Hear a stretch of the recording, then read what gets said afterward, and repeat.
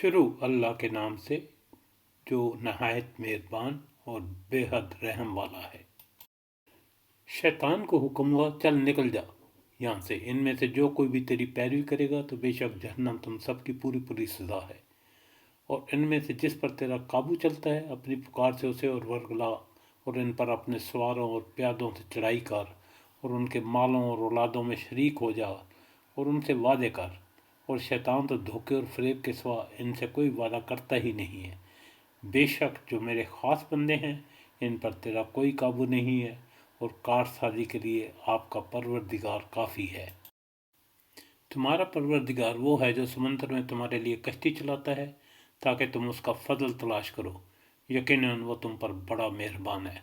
और जब तुम्हें समंदर में कुछ तकलीफ़ पहुंचती है तो उसके सिवा जिस जिस को तुम पुकारते हो सब गायब हो जाते हैं। और जब वो तुम्हें खैरियत से खुश की खबर पहुंचा देता है तो तुम रूह गर्दानी करने लगते हो, और इंसान बड़ा ही नाशुक्र है। क्या तुम इस बात से बेफिक्र हो गए हो कि वो तुम्हें खुशकी के किसी गोशे में ज़मीन के अंदर धंसा दे, या तुम पर कोई पत्थर बरसाने वाली आंधी भेज दे, फिर तुम किसी को भी अपना कारसाज नहीं पाओगे।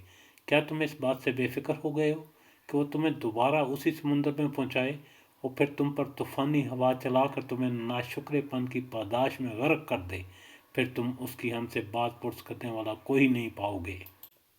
बेशक हमने औलाद आदम को बड़ी इज्जत और बुजुर्गी दी है, और हमने उन्हें खुशकी और तरी में सवार किया, पाक व पाकीज़ा चीज़ों से रोज़ी दी, और उन्हें अपनी मखलूक़ात पर फजीलत दी।